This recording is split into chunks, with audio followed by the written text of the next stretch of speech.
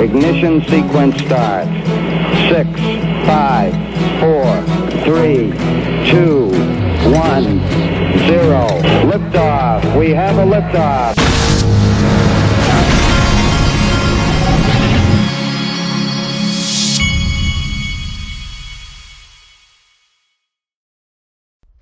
Hey everybody, this is the Digital Asset Investor, and I wanted to show you a few things. The first one here, I kind of like some of this guy's tweets.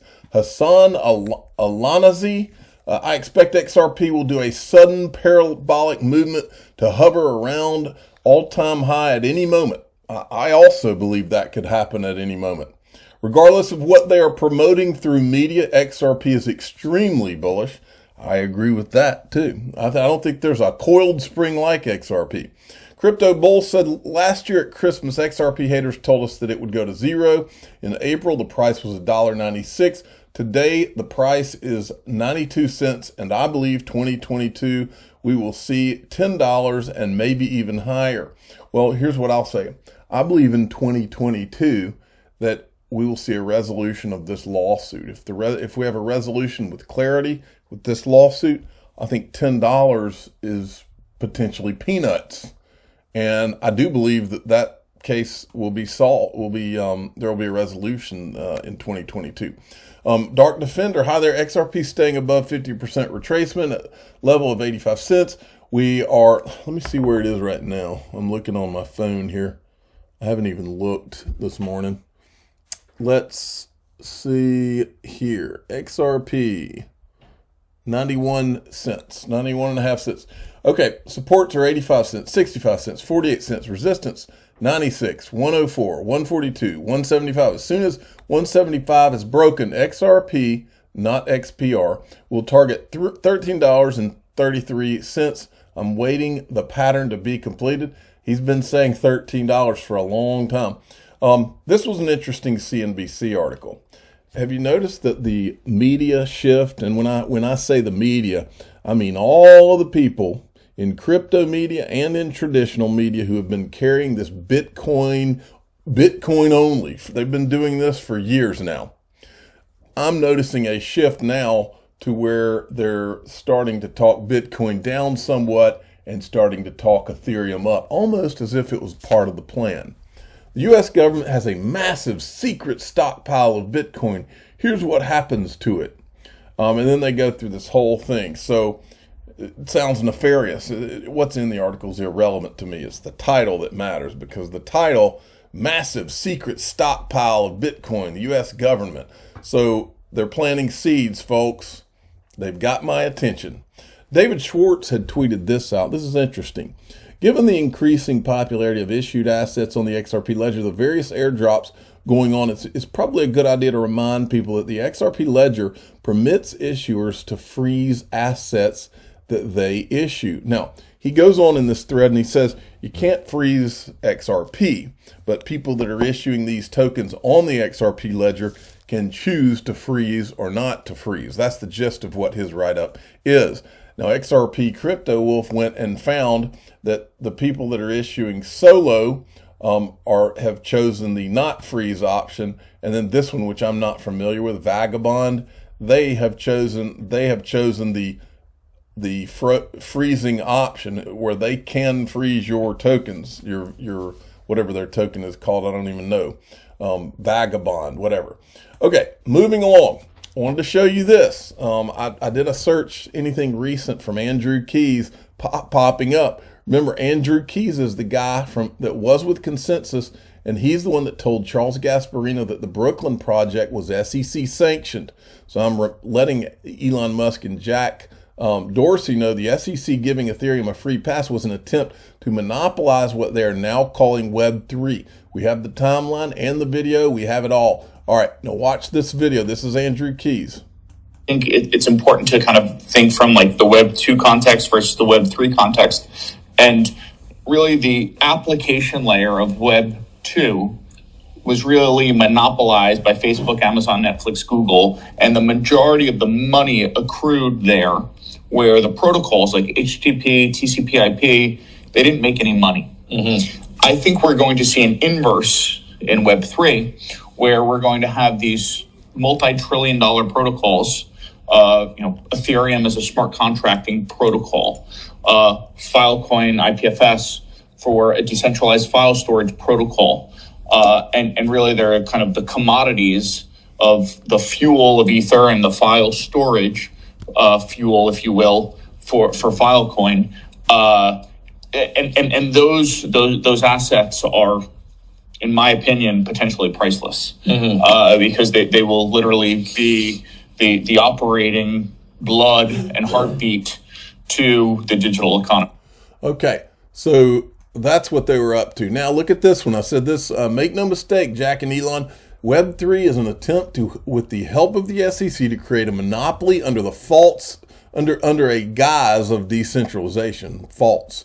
Ethereum is not and never was decentralized. We have the timeline and the video evidence. We want a level playing field. We won't stop because it's lies and they know it. Listen to this. One of the leaders in the effort to bring Web 2 companies towards Web 3 is the Enterprise Ethereum Alliance. The EEA is a collaboration of over 500 companies, including Consensus, with the shared goal of creating a set of open enterprise-grade standards built on and around the Ethereum technology. By making these protocols open to industries, the EEA aims to foster an interoperable future of enterprise collaboration.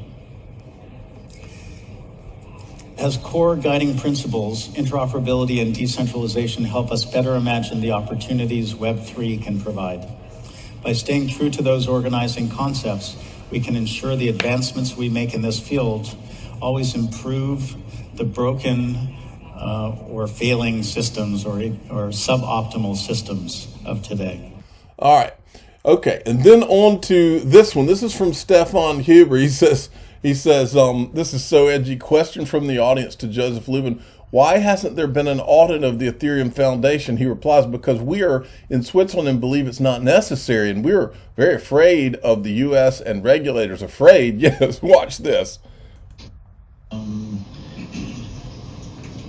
Why hasn't there been an audit, a public audit of the Ethereum Foundation? I'm not sure it's required to be audited publicly. It is a Swiss foundation. It's called a Stiftung. The canton oversees it, and I think for various reasons, leadership of the foundation, certainly after I left, felt that they didn't want to say too many things. I think they were afraid of the United States for the most part, because we were afraid of it.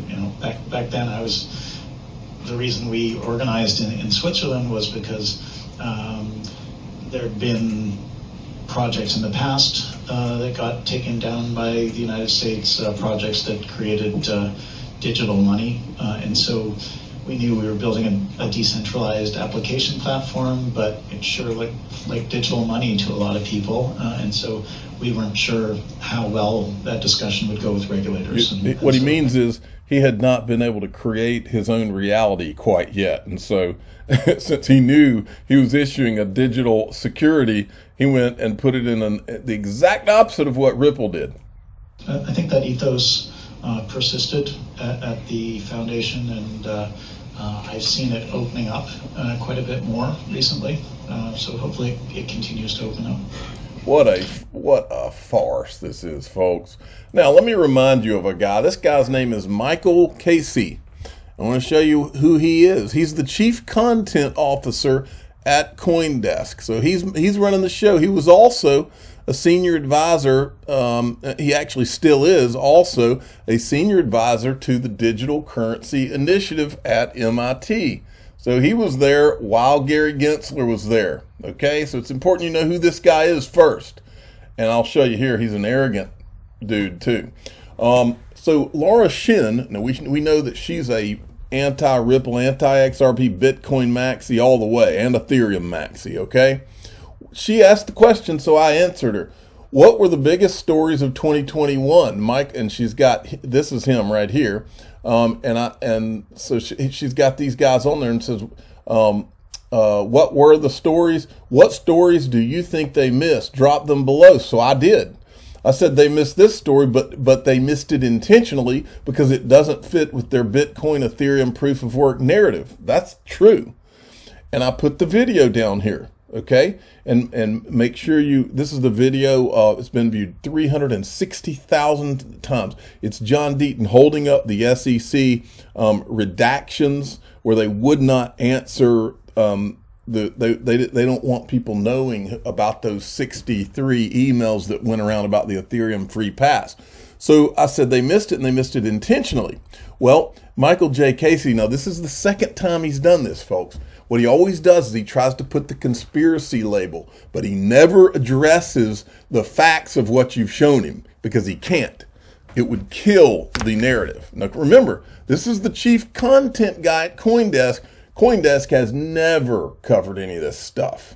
Never significantly covered any of this. They haven't talked about Jay Clayton, all the facts, and I do mean facts, the timeline, the video evidence, their own words. Never have they shown any of this stuff. And then this guy who is arrogant and condescending, but more importantly, what he's trying to do with this tweet is he's trying to minimize us. He's trying to put a label, oh, they're conspiracy theorists. He doesn't address anything in this video because he can't. So what does he do? He wants to put a label of conspiracy on you. Damn it, busted. Yes, 4 of us conspired beforehand to agree on all the important stories we would intentionally avoid so as to comply with the shared Forbes, Decrypt, Unchained, CoinDesk narrative on Bitcoin and Ethereum. Caught red-handed. I hate it when that happens. And I said, such great wit, but you still won't cover it because it doesn't fit your Bitcoin Ethereum narrative. Prove me wrong. I'd love that. He won't answer that because he can't. To answer that, and then I retweeted his tweet, and I said, actually, Forbes has covered it. Forbes has been covering through Rosalind Layton. She's been covering the story. But all of those other people, nope, not happening. I said, such great wit, but you still won't cover it because it doesn't fit with your Bitcoin Ethereum narrative. Prove me wrong. I'd love that. Not only do I want you to prove me wrong, Michael, since you're so smart, you're Mr. MIT, and you seem to know it all, and I'm just a conspiracy guy.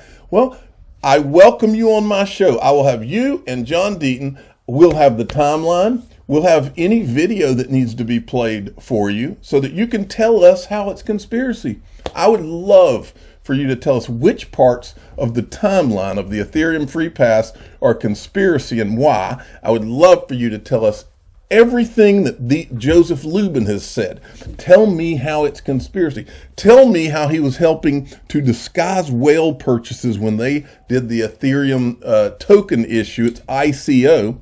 Tell me, explain to me how I'm a conspiracy theorist because Joseph Lubin said he's going to help whales disguise their purchases. Tell me how it's a conspiracy that to this day, nobody knows who any of those whales are. Explain to me, since you are so wise and witty, explain to me how that's conspiracy. And then I'll get John Deaton on too. He can ask you some questions about conspiracy too. Since you're so much smarter than all the rest of us, you're an MIT guy. I'm just an Auburn graduate. You guys you're Ivy Leaguers. You're big smart guys. Any day of the week, you're welcome on my show. We'll actually get you some views. You're probably not used to getting many of those. Anytime you want to come on this show, we'll talk facts, video. We'll show them to you and you can comment, but you can't. You can't, because the truth is a biatch sometimes, and you can't address it. Now, speaking of, remember about a week ago when I started showing some clips and making comparisons between how the SEC ignored the whistleblower from Bernie Madoff, when the guy that was blowing the whistle on Bernie Madoff. I'll show you a short clip just as a reminder because I was tying it in. Honored by colleagues as the man who went to the Securities and Exchange Commission and blew the whistle on Bernie Madoff in his $50 billion fraud. How many times did you send material to the SEC? May 2000, October 2001, October, November, and December 2005, then again June 2007, and finally April 2008. So 5 separate SEC submissions. But something did happen. Corruption. They were meeting, remember this, they were meeting with their previous clients while at the SEC.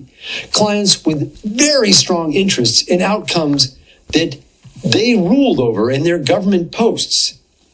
Okay, so I was drawing the line to what happened with Bernie Madoff about a week ago, or a few days ago even.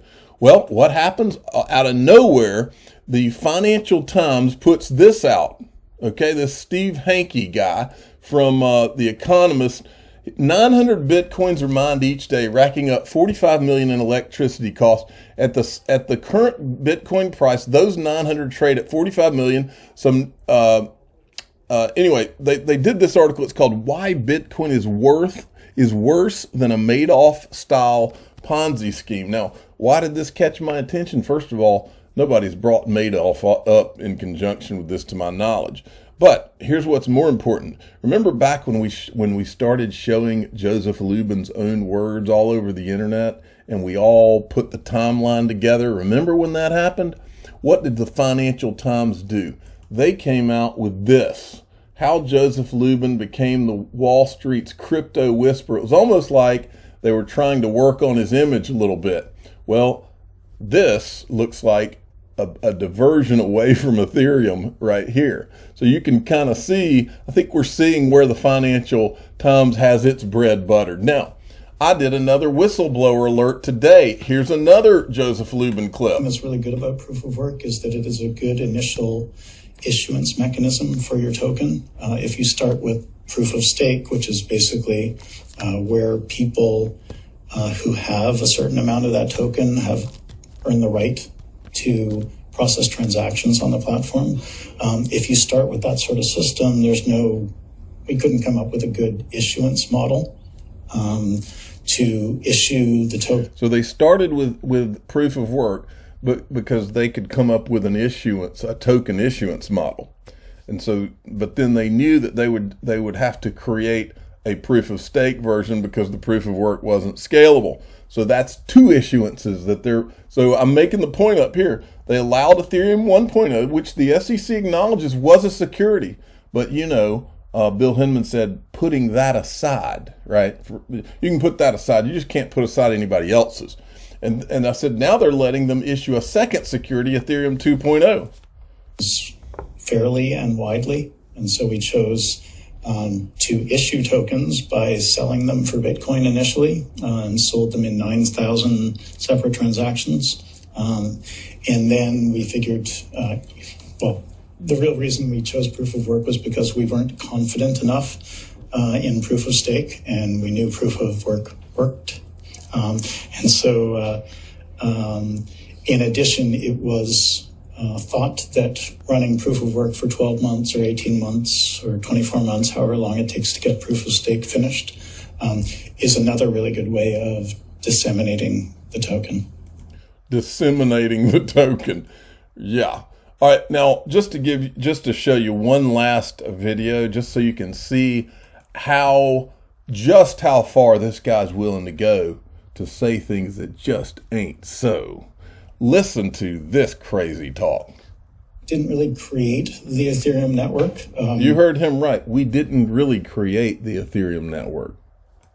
Did create the software, but in order for legal reasons and philosophical reasons, it made sense to gently nudge different groups around the world to use a particular version of the Ethereum software with certain parameters. And essentially, many people around the world constructed their own Genesis blocks based on a recipe that they were given, and fired up the client that they downloaded. And we all watched in amazement as this tool, which embodied a new organizing principle for humanity, organized itself into existence. Organized itself. You heard that right. Organized itself into existence. Well, this reminds me, if you don't remember, a past president. I remember one time when he was doing a deposition and he said, well, that depends on what the definition of is. And I remember hearing that and thinking to myself, wow, so this is where our country is now. And I'll tell you what, this right here is when I remember when he was in that article and he said that they thought they could create their own reality when Joseph Lubin said that. And I remember reading that and saying, wow, this is really this is taking lying to a whole new level. I'm the digital asset investor. I'm not an investment advisor. This is for entertainment purposes only. Please subscribe, hit the like button, and tell your friends and family that Joseph Lubin did not create the Ethereum network. It organized itself into